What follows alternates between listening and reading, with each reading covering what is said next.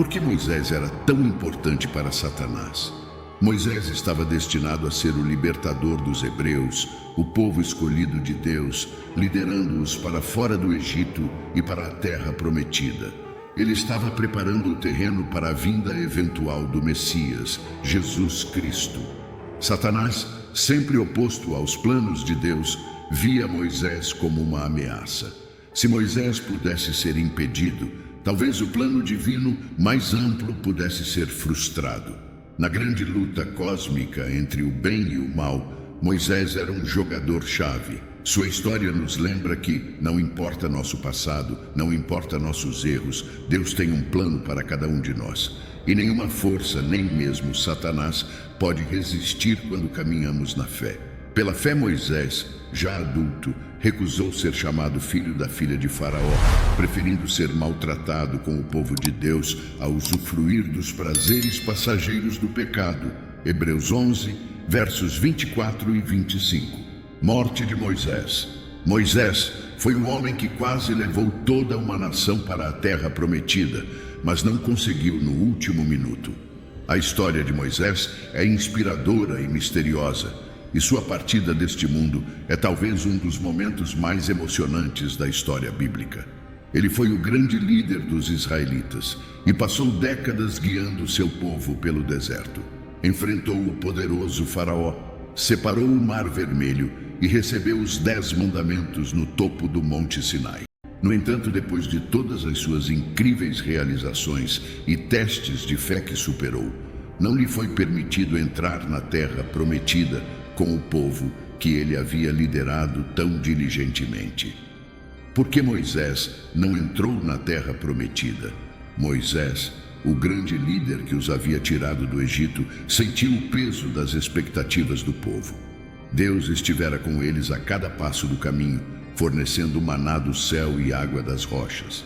Mas, naquele dia específico nas águas de Meribá, as frustrações de Moisés tomaram conta dele. O povo reclamou: "Por que nos trouxeste do Egito para nos matar, a nós e aos nossos filhos e ao nosso gado de sede?" Êxodo 17, verso 3. Movido pelos clamores deles, Moisés recorreu a Deus em busca de orientação. O Senhor falou com ele, dizendo: "Pega a vara, e tu e teu irmão Arão ajuntai a congregação, e falai a rocha perante os seus olhos, e dará a sua água. Assim lhes tirarás água da rocha." Números 20, verso 8. Mas diante da multidão, a raiva obscureceu o julgamento de Moisés. Em vez de falar com a rocha como Deus havia instruído, ele a golpeou 2 vezes com sua vara, e a água jorrou. Enquanto o povo se regozijava diante do milagre, a voz de Deus ecoou nos ouvidos de Moisés: "Porquanto não crestes em mim, para me santificardes diante dos filhos de Israel, por isso não introduzireis esta congregação na terra que lhes tenho dado." Números 20. Nas planícies de Moabe, com o vale do Jordão estendendo-se diante dele, Moisés subiu ao Monte Nebo. De lá, Deus mostrou a ele a vasta extensão da terra prometida, de Gileade a Dan, uma terra que fluía com leite e mel, um lugar que os israelitas haviam sonhado por gerações. Moisés, com seus próprios olhos, contemplou a beleza dessa terra, mas também compreendeu que nunca poria os pés ali. A Bíblia assim nos relata: Moisés, servo do Senhor, morreu ali na terra de Moabe, conforme a palavra do Senhor, e o sepultou no vale, na terra de Moabe, defronte de Bet-peor, e ninguém soube até hoje de sua sepultura. Deuteronômio 34, versos 5 e 6. Deus mesmo cuidou de Moisés em seus momentos finais, testemunho do vínculo especial que compartilhavam. A parte mais intrigante é o sepultamento. Nenhum monumento, nenhum túmulo grandioso, nenhum santuário para visitar. De acordo com a humildade frequentemente demonstrada por Moisés, seu lugar de descanso final permanece um mistério oculto por Deus, intocado pelo homem. A localização da sepultura de Moisés é um dos enigmas não resolvidos da Bíblia. A disputa.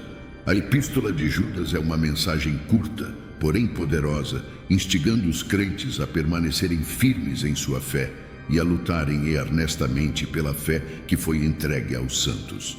Após a morte de Moisés, surgiu uma disputa sobre seu corpo. Satanás, o adversário, viu uma oportunidade. Ele se aproximou do lugar onde o corpo jazia. Judas, na tentativa de motivar os fiéis, lembra vários eventos e indivíduos do Antigo Testamento. Entre essas narrativas cativantes, há um evento particularmente misterioso mencionado. Mas o arcanjo Miguel, quando contendia com o diabo e disputava a respeito do corpo de Moisés, não ousou pronunciar juízo de maldição contra ele, mas disse: "O Senhor te repreenda." Judas 1, verso 9. Embora não saibamos as razões exatas pelas quais Satanás disputaria pelo corpo de Moisés, algumas interpretações podem ser úteis. Profanação. Satanás, sempre em oposição aos planos de Deus, pode ter querido profanar o corpo de Moisés. Ao fazer isso, ele não apenas desonraria o legado do grande profeta, mas também desonraria o próprio Deus. O ato de profanar o que era sagrado para Deus seria uma vitória simbólica para a idolatria. Idolatria. Moisés era reverenciado pelos israelitas. Satanás, sempre astuto, pode ter visto o potencial de transformar o corpo de Moisés em um objeto de idolatria. Ao fazer com que os israelitas tratassem o corpo de Moisés como algo especial a ser adorado, ele os desviaria, fazendo com que seus corações se afastassem de Deus e os levasse a adorar um mero objeto em vez do Todo-Poderoso. No entanto, as intenções de Satanás não passaram sem desafio. O arcanjo Miguel, um poderoso guerreiro de Deus, defensor da vontade de Deus e protetor dos justos, defendeu o corpo de Moisés. Mas mesmo diante de um adversário tão poderoso, Miguel não recorreu a maldições ou argumentos mesquinhos. Em vez disso, ele respondeu com uma declaração poderosa que destacava a autoridade suprema de Deus. Com poucas palavras, Miguel transmitiu uma sabedoria profunda, lembrando a Satanás que não cabe a nós decidir ou julgar, mas a Deus. O destino do corpo de Moisés, como todas as coisas, repousava nas mãos do Senhor. A vida de Moisés nos ensina muitas coisas: fé, perseverança, liderança e a intimidade de um relacionamento com Deus. Mas sua morte nos lembra que mesmo os maiores entre nós estão, em última análise, nas mãos de Deus. E às vezes os mistérios que ele deixa para trás são as lições mais profundas de todas. Relacionamento de Moisés com Deus. Moisés compartilhou uma relação incrivelmente íntima com Deus. Essa proximidade é evidente em vários trechos. Comunicação direta. O Senhor falava com Moisés face a face, como se fala a um amigo. Êxodo 33, verso 11. Isso significa uma relação direta e pessoal diferente de qualquer outro profeta da época. Como intercessor, Moisés frequentemente se colocava entre Deus e os israelitas. Quando os israelitas pecavam, Moisés pleiteava em favor deles e Deus ouvia. Por exemplo, após o incidente do bezerro de ouro, Moisés disse: "Agora peço-te, perdoa o seu pecado. Se não, risca-me, peço-te do teu livro que escreveste." Êxodo 32, verso 32. Isso mostra a dedicação de Moisés e sua relação próxima com Deus. Testemunho da ressurreição. A aparição de Moisés ao lado de Elias e Jesus durante a transfiguração, Mateus 17, versos 1 ao 3, sugere que ele foi elevado ou transladado ao céu. Satanás pode ter tentado impedir isso para prejudicar o testemunho do poder de Deus sobre a morte. Símbolo da lei. Moisés representa a lei. Seu corpo, como símbolo, teria sido um troféu significativo para Satanás. Ao reivindicar o corpo de Moisés, Satanás poderia tentar afirmar autoridade ou vitória sobre a lei. Acusador. Satanás, sendo o acusador, Apocalipse 12, verso 10, pode ter tentado acusar Moisés com base em seus pecados, como ferir a rocha ou matar o egípcio, para reivindicar seu corpo. No entanto, é a graça de Deus que salva, não a nossa. Justiça, em outras palavras, a relação única de Moisés com Deus, destacou sua importância no plano de Deus. A disputa por seu corpo por Satanás pode ter sido uma tentativa de frustrar, desacreditar ou reivindicar uma vitória simbólica contra os propósitos de Deus. Liderança de Moisés. A liderança de Moisés foi marcada por várias características-chave. Fidelidade.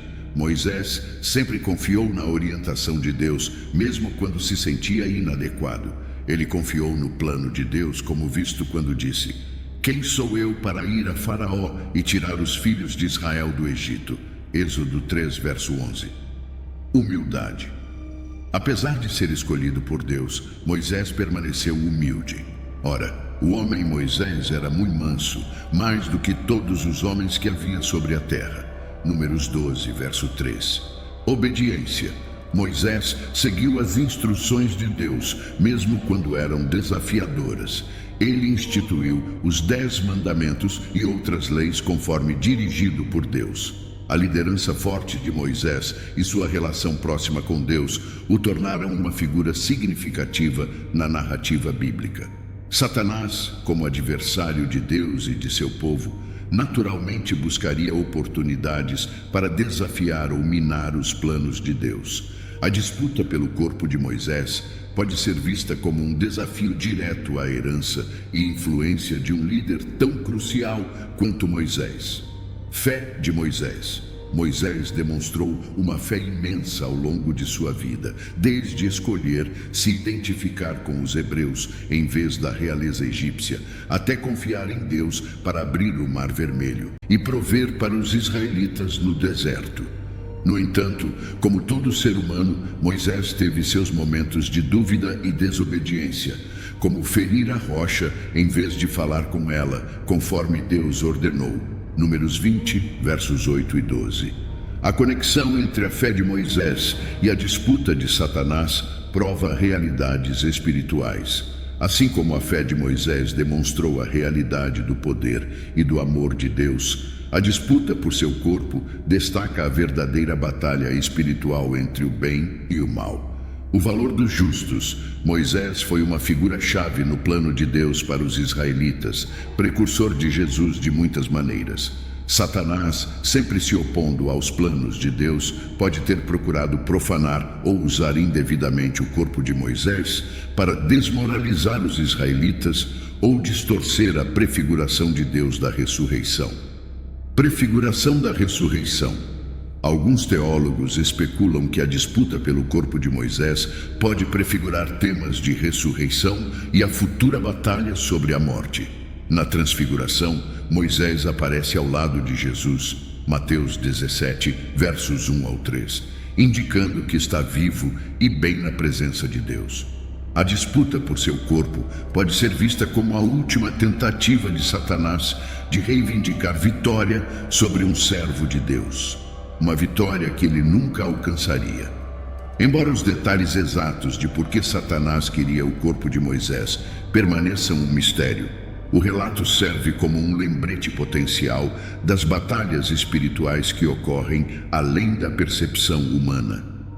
A história destaca a importância da fé, da confiança na soberania de Deus e da necessidade de estar vigilante contra as astúcias do inimigo. Pai Celestial, vimos diante de Ti hoje a história onde Miguel, o arcanjo, contendia com o diabo pelo corpo de Moisés. Assim como há batalhas não vistas nos reinos espirituais, Senhor, reconhecemos que muitos de nós enfrentam lutas e desafios ocultos em nossas vidas diárias. Sabemos, ó Deus, que o inimigo procura roubar, matar e destruir. Mas também descansamos na certeza de que Tu vieste para nos dar vida e vida em abundância. Pedimos Tua proteção sobre nossas vidas, nossas famílias e nossas comunidades. Enquanto o inimigo procura reivindicar o que Te pertence, que sejamos lembrados da vitória que temos em Cristo. Nos momentos de dúvida e fraqueza, ajuda-nos a exercer a autoridade que temos em Ti. Entregamos nossas ansiedades, medos e incertezas a Ti, confiando que estás trabalhando todas as coisas para o nosso bem. A história intrigante da disputa pelo corpo de Moisés nos leva a contemplar as batalhas espirituais que transcendem nosso entendimento humano. Assim como Moisés, que intercedeu pelos israelitas diante de Deus, também temos um intercessor supremo em Jesus Cristo. Ele, que venceu a morte e ressuscitou, oferece salvação e vida eterna.